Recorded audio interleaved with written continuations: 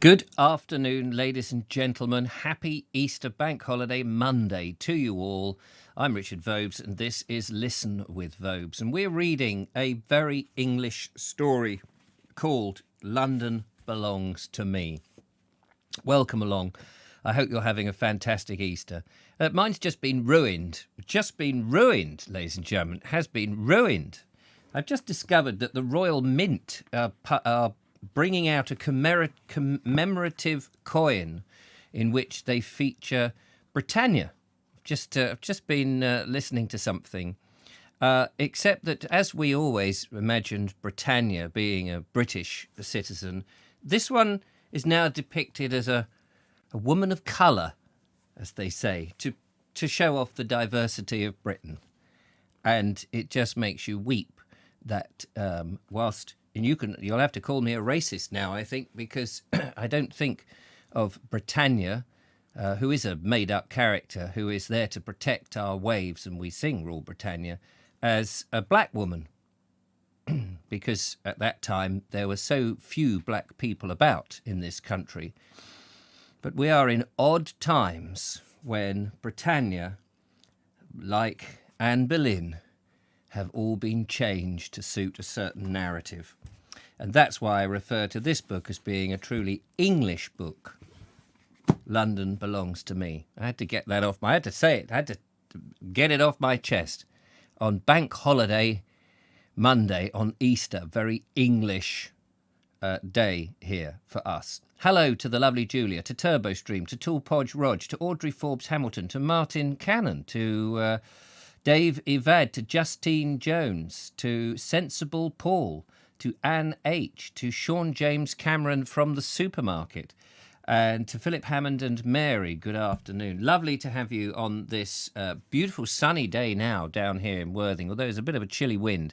I gather from Sean, who rang me up just before I went live, that they've had snow, a little flurry of snow in London, but we've not had any here. It was a bit of a grim start, I have to say. Anyway, I hope you can hear me and that everything is going on well. We are on chapter 35, ladies and gentlemen. Nice to see you there. Jen Coley has also arrived. So we're on chapter 35. How are we doing? We just got up to 4 o'clock. Don't know if there's any more of you going to arrive. You may be sitting in the shops. Anyway, sitting on the beach or somewhere nice. So, had a couple of days off. I can't quite remember where we ended up, but I'm sure that we will come to terms with it shortly. The world has gone completely mad indeed, says Turbo Stream. Yeah, indeed. It is a bonkers place. Sadly, they are trying to rewrite our history, but that's why it's important to buy up as many old books before they start burning them. And I'm being serious. I think in the future there is going to be an even greater purge on our history. Apparently the museums have decided to change what the definition of a museum is now, in order to reflect and show the more diverse, the actual very small percentage of other people who live in this country as opposed to the majority. And the majority are being brainwashed to think that they are the minority. This split, if anything, is making people, I think, more falling into the racist camp because they're being forced into it, because whereas before, I don't think people were terribly, but I think people are being forced into it because it's being thrust in our face so much. Anyway, let's carry on with our book. Julia says, when did you hear about Britannia? Just now. Just whilst I was waiting for the show, I watched a YouTube video that brought my attention to it. I think it's in Vogue magazine. The Vogue. I'll probably talk about this more in the Vogue show, because I think it's important that we do not let things slip. But anyway, this is a very English show, and we read English books about England. That is the Bald Explorers thing, and that's what Listen with Vobes tends to do, as much as we can. We did try one in Wales, and that failed. I'm so sorry, Sean James Cameron, who is from Wales. In the morning after the row, Bill's landlady took matters into her own hands and gave him notice for having had a person in his rooms. Nothing like it, she said, had ever happened in any house. We read this, didn't we? I can't remember if we got that far. Did we read that bit? Seems to ring a bell. Anyway, I'll just carry on. Or I thought maybe that was...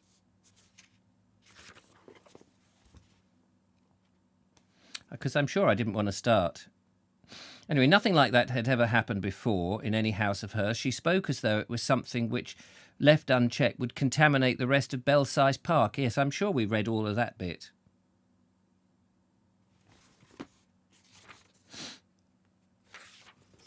Sorry about that, ladies and gentlemen. I'm sure that we... Did we not read that?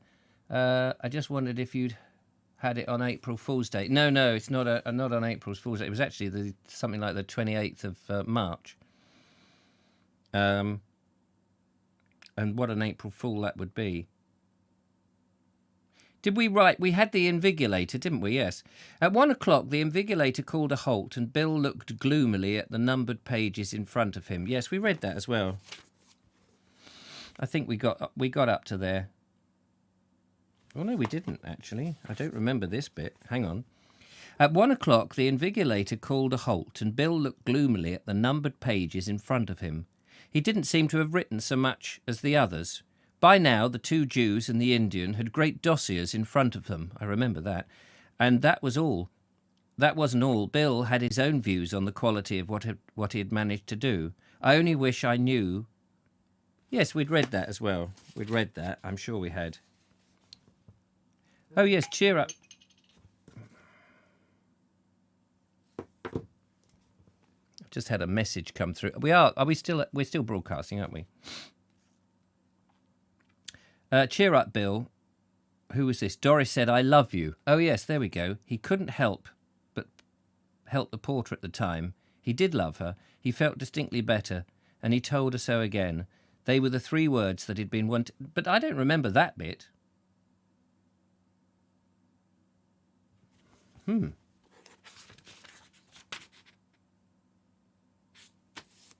Sorry about this, ladies and gentlemen. I'm just trying to work out where we are. I'll just read this. Oh, I know, because I couldn't read a string of sentence together. That's why, and I had to finish. That's right. I was having a bit of a hissy fit, wasn't I? Right, okay, sorry about this. We will start properly. I beg your pardon. Delete what you've just seen.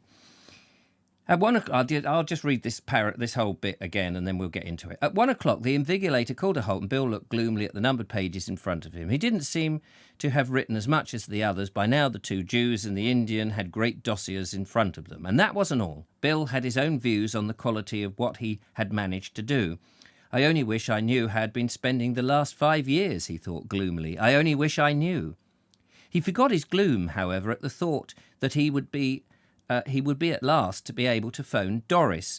And because he couldn't wait to get a proper call box, he used the telephone in the porter's desk in the front hall. Oh, yes, this is all new. It was awkward. It was a cumbersome instrument of the old candlestick kind, and it was very public, with the porter standing there beside him and the lobby full of people. But it worked. That was the only thing that mattered. He was able to catch Doris before she went out to lunch. I was hoping to get you on the phone, the voice at the other end said. I've got to talk to you, but I want you to, Bill said. But I want you to, Bill said. I want you to more than anything, my little. He remembered where he was, and he stopped himself. Come and meet me as soon as you can get off. I'm here at 5. I'm through at 5. You won't like what I'm going to say, Doris told him.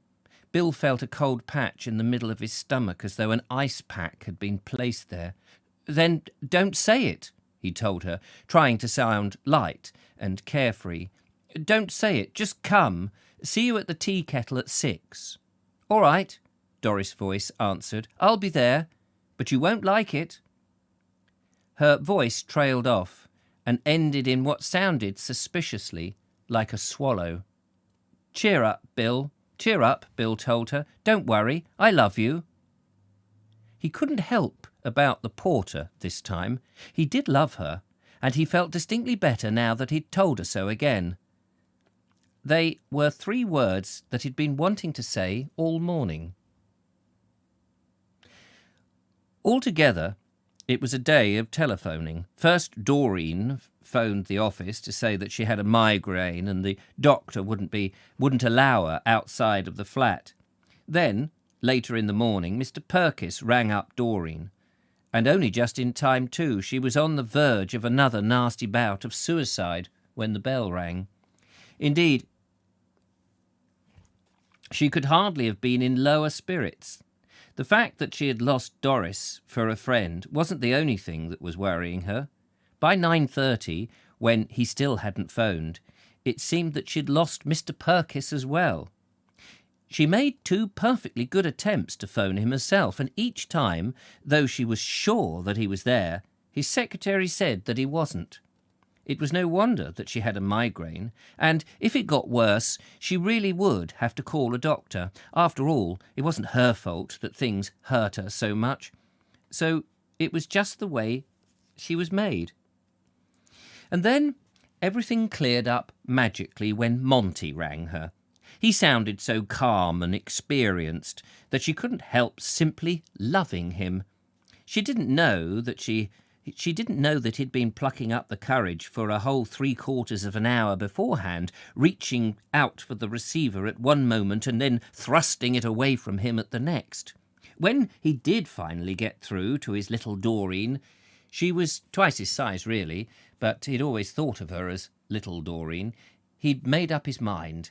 He told her that he couldn't bear the thought of leaving the flat when they were so happy together, and offered to take care of Doris's share of everything.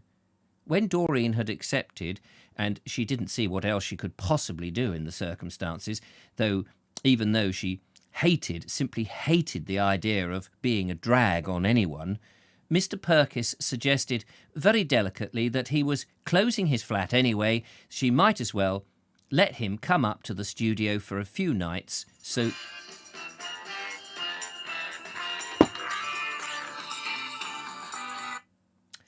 That'll be my son, but I can't take that. I should have put my phone on silent. I've done it now. I do apologise. I will ring him back. Where were we? Oh, yes. When Doreen accepted, and she couldn't see what else she could possibly do in the circumstances, even though she simply hated the idea of being a drag on anyone, Mr. Purkis suggested very delicately that as he was closing his flat anyway, she might let him come up to the studio for a few nights so that she shouldn't be lonely. In her present state, Doreen accepted that too, and in his snug, cosy office in Duke Street, Mr. Purkis sat back, rubbing his small pink hands and feeling that he really was Edwardian. Ever since he'd been separated from Mrs. Purkis 14 years before, he'd been imagining some really daring piece of naughtiness like this. My keys are digging into my pocket. Digging into my thigh, I beg your pardon. My car keys. The tea kettle, where Bill and Doris met, was one of those half-underground tea rooms with orange-topped tables arranged corner-wise, and horse brasses and pictures of cats on the walls, and pale ladylike waitresses in long overalls, the colour of the tabletops. The waitresses all looked the same, slim, long-nosed and fair-haired, and the elderly lady, slim, long-nosed, white-haired, who sat behind the cash desk at the door, was an example of what the younger waitresses might eventually become, if only they stuck at it and didn't get too familiar with the customers. The elderly lady wore black, an obvious promotion from orange, and a large butterfly wing brooch. Altogether there was an air of dignified and frustrated gentiality about the place as though waiting at tables were beneath the waitresses and taking cash was rather belittling to the cashier. Not that the tea kettle was any different from 100 other little tea rooms, all of the same kind in various parts of London. It was the kind of sub-restaurant that abounded: the 5 o'clock, Polly's Pantry, Kate's Cafe, the Robin tea rooms with a coloured cut-out of an oversized robin in the window, and Queenie's. There was a whole flock of bluebirds as well, fluttering over the city and even nesting quite far out in the suburbs. The only thing that was wrong, from a man's point of view, with some of these feminine tea cabins was, as the slim ladies never, on account of their figures, ate anything more sustaining as 2 pieces of cinnamon toast at a sitting, they had no idea of an appetite like Bill's. Bill had been there for some time, reading a rather worn copy of Scottish Country Life when Doris arrived, and he saw at once that she looked tired. She was paler than usual, which made her seem fragile and forlorn. He wanted to soothe her and caress her. The professional side of him also thought of prescribing an extract of hog's stomach for anemia, but in the end all that he did was to squeeze her hand before she drew it away from him and pass her the menu, which had been written out in hand by one of the long-nosed young ladies. "I'll have hors d'oeuvres," she told him, and because she was a girl, the sight of a sardine with yellow and white segment of hard-boiled egg and half tomato, backed up by a few leaves of pale lettuce, appeared in her eyes to be entirely satisfying. Bill surveyed the menu from top to bottom, as though hoping to find a portion of roast beef and Yorkshire pudding, or a chump chop lurking somewhere on it, and then ordered scrambled eggs on baked beans. But even though it was, in a way, her favourite kind of food, Doris made no attempt to eat it. She tailed the sardine, took a speck of black off the hard-boiled egg, and pushed the plate away from her.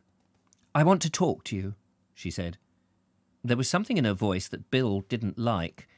The ice pack returned to its place in the centre of his stomach, but he was determined to get in his word first. "So do I," he said. "I want you to marry me straight away, at once." "That's what I want to talk to you about," she told him.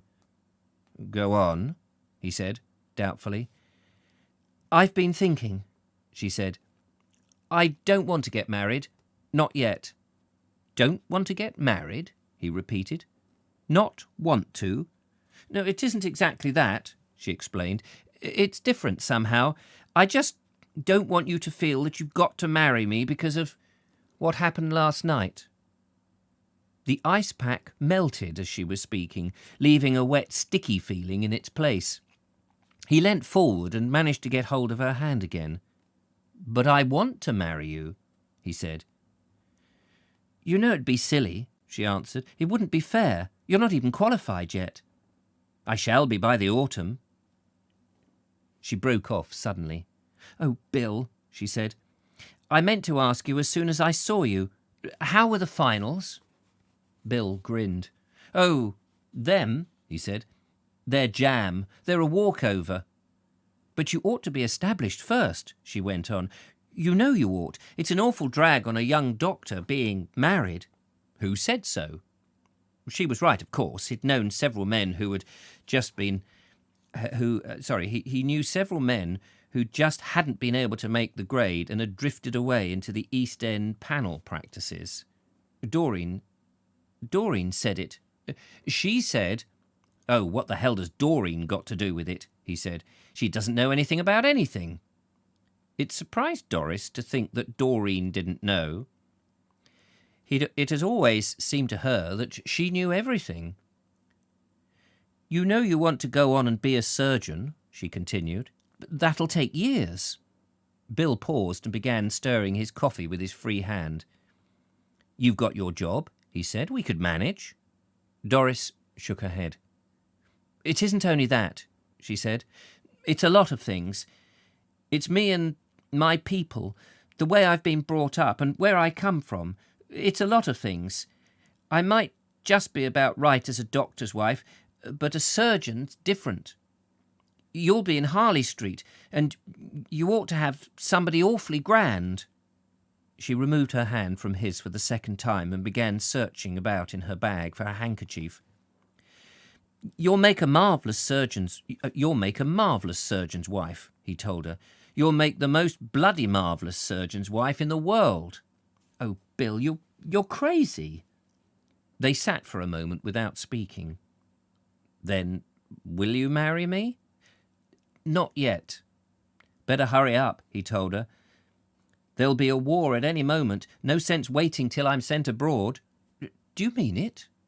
"I do," Bill answered, suddenly feeling about 20 years older than she was. "I do.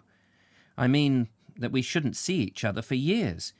I may be sent anywhere. I may go to India. I may go to Singapore. I may go to Hong Kong. And in the meantime, we've got to snatch every minute we can get." "Are you sure you'll be sent abroad?" The single possibility seemed the climax to everything. The news on the wireless and in the papers, General Ironsides going to Moscow, the row in Danzig's Senate, the Indian troops reaching Suez, all the rubbish that Uncle Henry was always talking seemed to culminate in this one awful thought. "Certain," Bill told her. "They'll want all the doctors they can get." "Doctors don't go right into the firing line, do they?" Bill grinned. "No," he said. "They send the ambulance men." Doris put her hand in his again.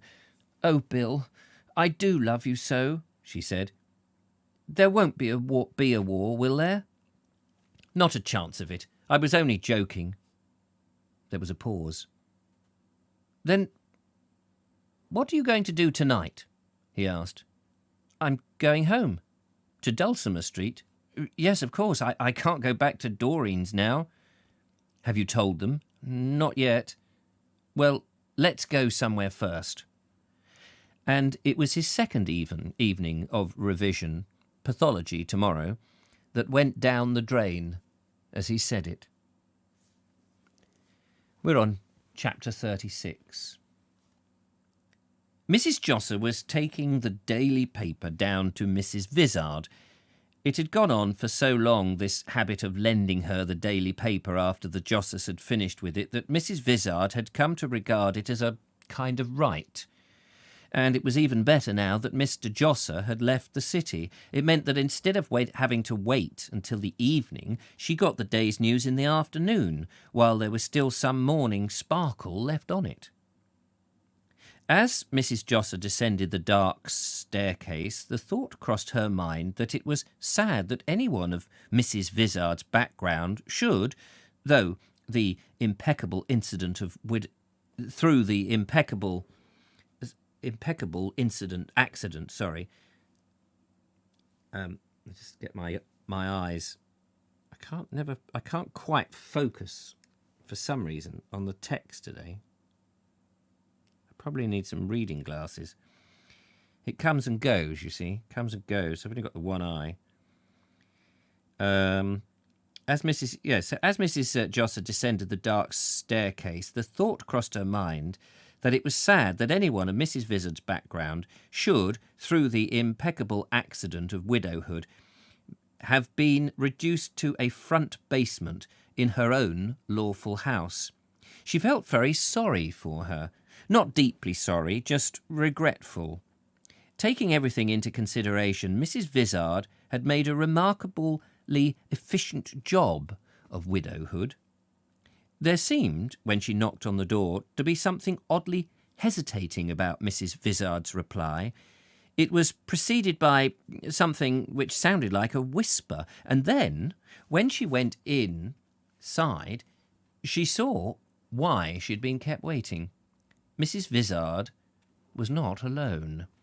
In front of the fireplace, in a very new-looking pale grey suit, Mr. Squales was standing. He was fingering a fresh and shiny tie. His eyes fixed themselves on Mrs. Josser, and he smiled in that deep, enigmatic way of his, as though he were either about to say something or conceal it. But at one glance Mrs. Josser scarcely noticed him. It was at Mrs. Vizard that she was staring. Something remarkable had happened.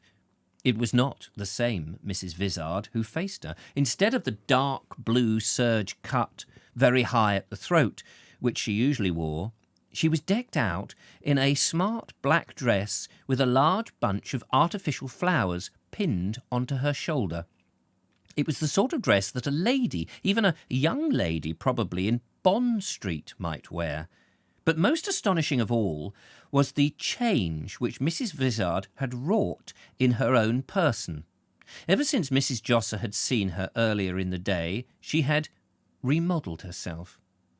Even her hair dressing had changed. Instead of screwing her hair viciously into a small hard roll that she pinned remorselessly to the nape of her neck, she had wound it round the top of her head into 2 plaits. In the result, it made a kind of halo of that face set in a tall frame, and her high cheekbones, that appeared so disfiguring before, now appeared positively distinguished-looking. Her temples, which had not been visible when the hair had been dragged across them, now showed themselves and were beautiful. Mrs. Vizard looked 15, possibly more years younger. Mrs. Josser stood there staring. She looked from Mrs. Vizard to Mr. Squales and then back to Mrs. Vizard again, and as she did so, Mrs. Vizard interrupted her glance. She blushed. "We've been buying some clothes," she announced stupidly. "Buying clothes?" Mrs. Josser repeated the words as though they had no meaning for her. She turned to Mr. Squales again. Under his pale grey suit he was wearing a bright mauvish shirt with cuffs that came right down over his wrists. Mauve cuffs over hickory-coloured wrists. She could bear it no longer. She looked up at him for an explanation, but Mr. Squales only smiled back at her. She was unpleasantly aware of a double row of strong white teeth in a lean, dusky face. "You see," he said, "this is rather an important occasion. Kitty, that is Mrs. Vizard, and I have just become engaged." "Engaged?" In her amazement, Mrs. Josser had done it again. She was repeating everything that was said to her. "Engaged to be married," Mr. Squales said slowly and distinctly after her, as though...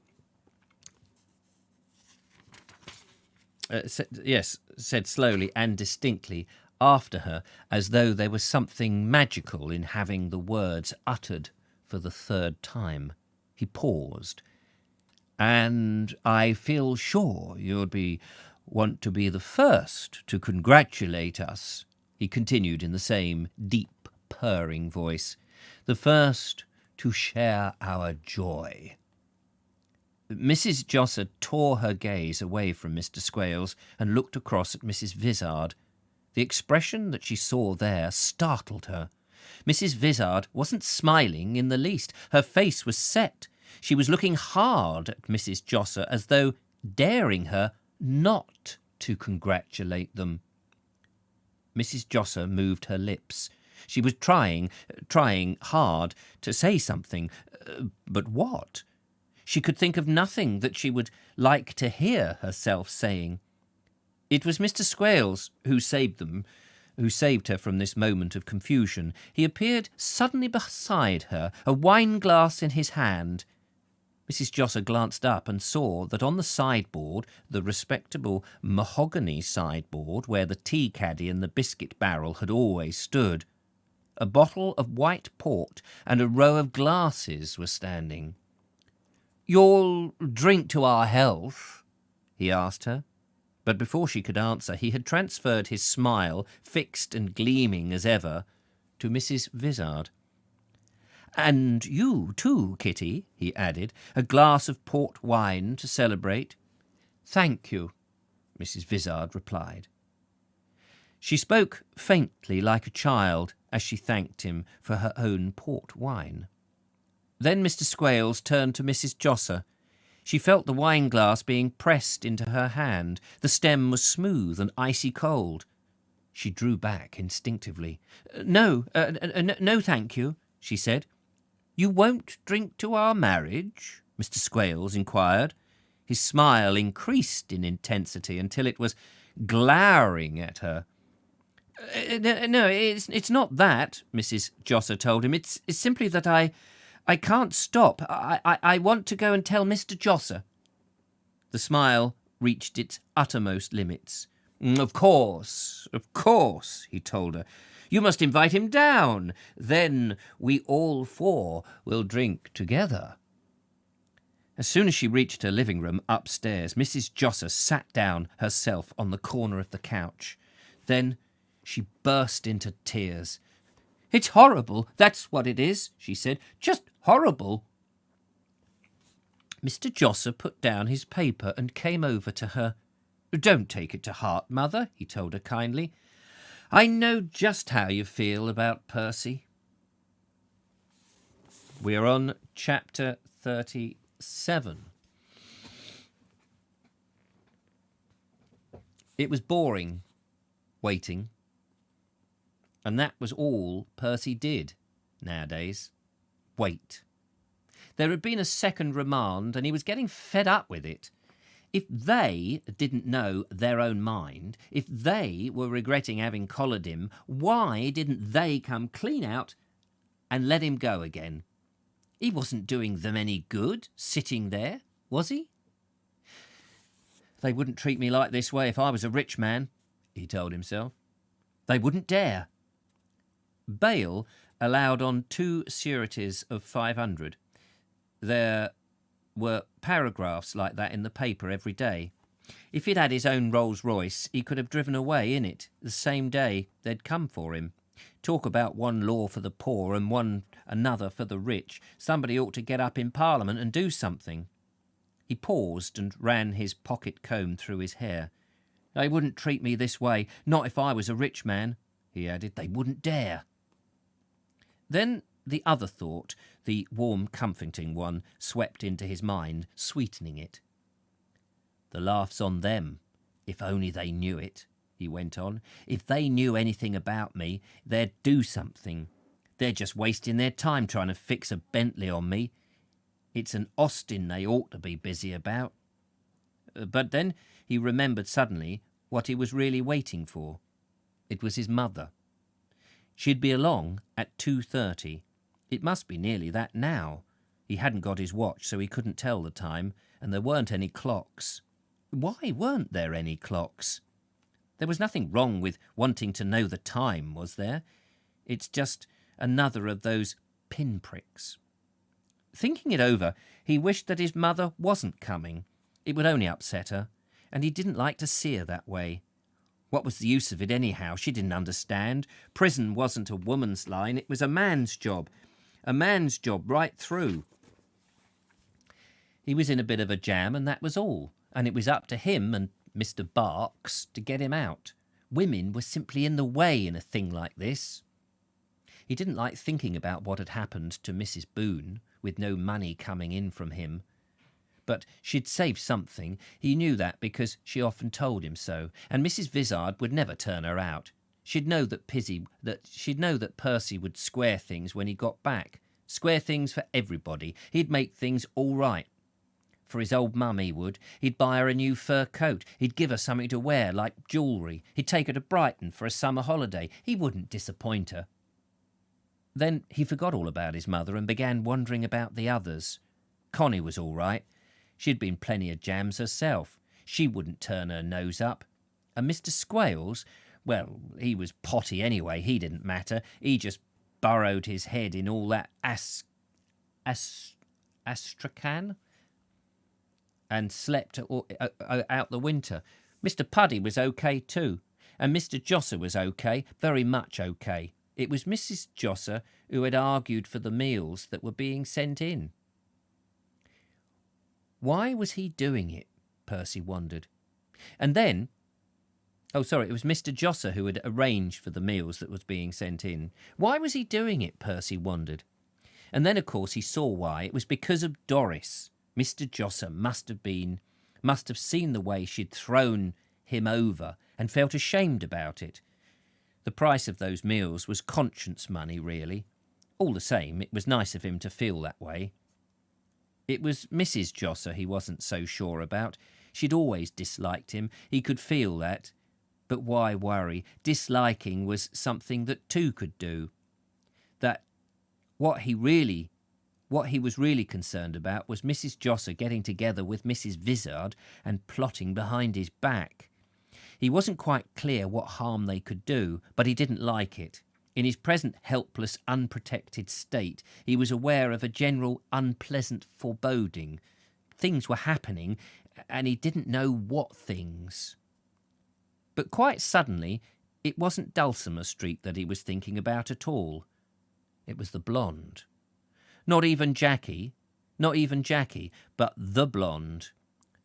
That was the worst of being shut away from life like this. Your brain kept on working and you couldn't stop it. It played tricks on you, very unpleasant tricks sometimes, and this was one of them.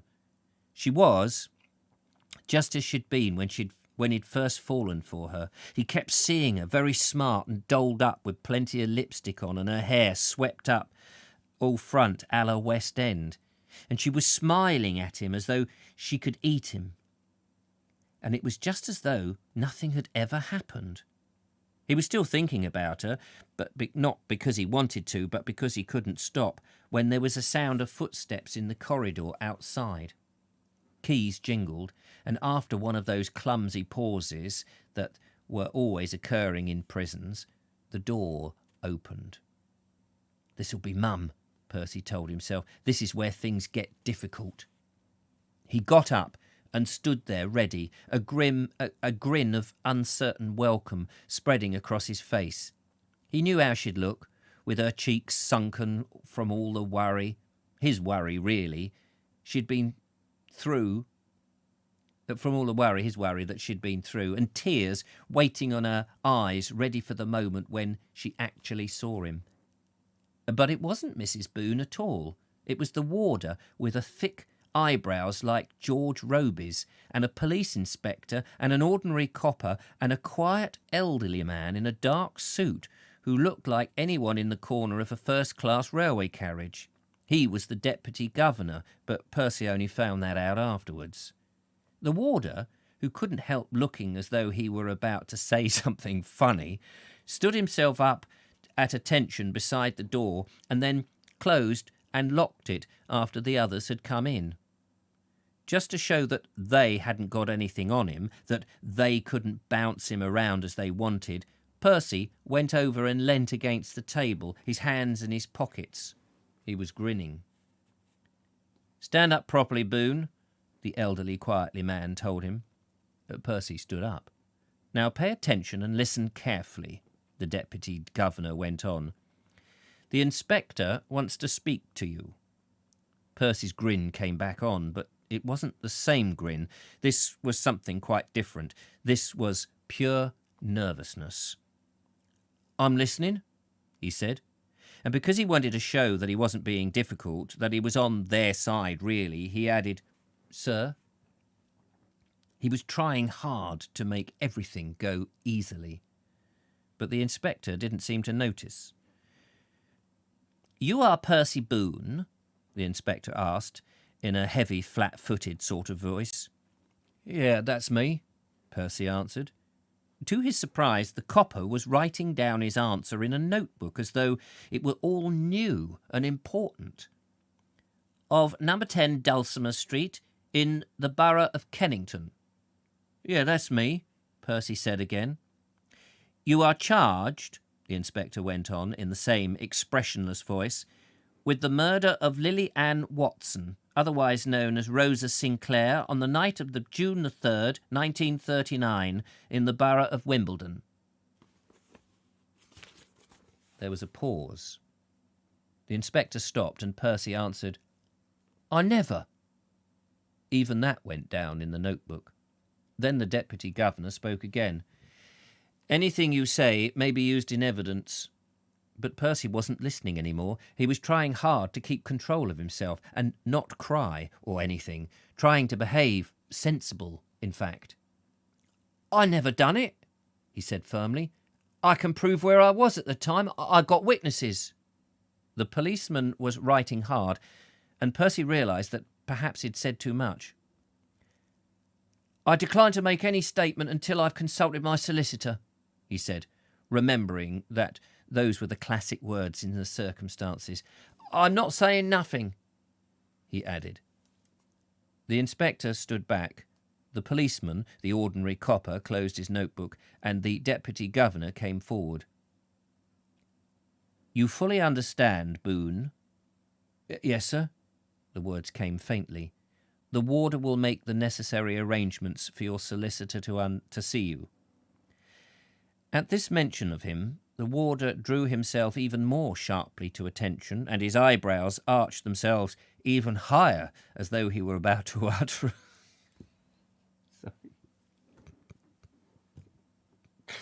I'm sorry. At the mention of him, the warder drew himself more sharply to attention, and his eyebrows arched themselves even higher, as though he were about to utter the wisecrack of the whole performance. But he said nothing, and the deputy governor went on. "You are still at liberty to write any letters that you want to write," he said. Percy nodded. He couldn't speak at all now. He was just thinking desperately. "I'll be okay when I've seen Mr. Barks," he told himself. "I'll tell him everything. I won't keep anything back. Not now, I won't. I'll just rely on him. He knows what to do. He's clever. I'll be okay when I've seen Mr. Barks." He kept on telling himself that, had to keep him telling himself that. But he couldn't help feeling a bit doubtful. Things had got a lot worse suddenly.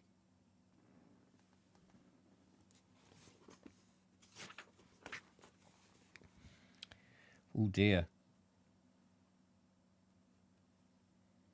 Despite all Mrs. Josser's warnings, Mr. Josser was back on the job again. He was rent collecting. But his heart wasn't properly in it anymore. He was too much upset about Percy having got himself arrested. Besides, there wasn't the same permanent feel about rent collecting as there had been before he went away. He was really only filling in time. It is always hard to be interested in something that you're not going on with. Not that the Building Society wanted him back. Not that the Building Society didn't want him back. They were always ready for elderly reliables who were content to work for what they were prepared to pay.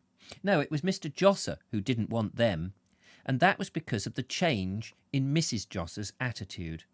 From being a Londoner, born in London and bred in it, she had now definitely decided to try the dangerous, even reckless experiment of living somewhere in the country. The only thing that she still persisted in was that for the sake of Mr. Josser's health, that she was doing it. Otherwise, it would have looked as though she'd changed her mind. The arrangement, in any case, suited him admirably. "Just see Mrs. Boone through her bit of trouble," Mr. Josser told her, "and then off we go." But in the meantime, of course, there were the rents to be collected as usual, and Mr. Josser made the same old rounds with the same old thoroughness. It was astounding the way nothing had altered. The Kitchener in 23 Birkbeck Street was still out of order, and the rent was withheld in consequence. Mr. Josser made a note of the rent in the book just as he had done before, and warned the tenant that there might be court proceedings. The tenant, who was a bit short-tempered from doing all her cooking for a family of 5 on a single burner oil stove, threatened Mr. Josser's society to go ahead with the summons, and said that she'd hire a van and take the Kitchener to court to show the magistrate. Mr. Josser smiled sadly and went along to 143 Arkley Rents. As usual, the rent book was missing. They were a cheerful, feckless lot at number 143. The wireless was kept playing at full blast all the time, so that it was like stepping into a band contest when they opened the door to you. And in the general uproar, they preferred paying £0.50 for a new rent book — they'd already had 2 since the beginning of the year — than to putting the old one away in a safe place. Then on to 17 Guinevere Street. And Mr. Josser expected, there was nobody in. It might have been a family of ghosts who inhabited the place. He'd have to come back later. So, even though it meant retracing his steps, he went round to number 1 Cranmer Terrace first and knocked. Knocked loudly, as he remembered that he had to. Number 1 Cranmer Terrace was getting deafer as she grew older. Mr. Josser brought most of the street out before she opened the door to him. Because it was no use returning to Guinevere Street until after 7, Mr. Josser bought an evening paper and took himself into a tea shop. It was one of the Lion's little local palaces, all marble and mirrors and bright chromium. Mr. Josser liked Lyons's. For quite trifling sums, like threepence or fourpence halfpenny, you could go to a Lyons out of the surrounding drabness and bask in its Renaissance brightness, while gay little nippies brought you your order on a silver tray. I don't know what nippies are. There we go. Mr. Josser made up his mind as to what he would have. He wanted a cup of tea and 2 pieces of chocolate Swiss roll. For a man of his age, he was still very fond of fancy things. As he sat there munching, he was in a very comfortable and contented frame of mind. The tea was hot and rather sweet, as he liked it. The chocolate cream came oozing out of the size of the roll, and he had undone his waistcoat. He felt so well that he might almost have been back in Brighton again. Then, in the corner of the evening paper, the stop press, he saw something that made him stop drinking and put the cup down hurriedly as it spilt onto the glass tabletop. Car bandit murder. Man charged, it said. And underneath came 2 short paragraphs, a bit sideways across the column. Percy Boone, motor mechanic of Dulcimer Street, South East, already in custody today at Brixton Prison, charged with the murder of Rose Sinclair on the June the 3rd. Murdered woman having been employed as a cashier in the fun fair. That was all the space it got, but it was enough. It turned Mr. Josser quite sick at the sight, so that he had to push away the rest of the chocolate roll, uneaten. "Can't be Percy," he said. They haven't spelt his name right. All the same, I better be getting back," he told himself. "Can't leave Mother alone at a time like this." So far as he was concerned, they could go on living rent-free in Geneva Street forever.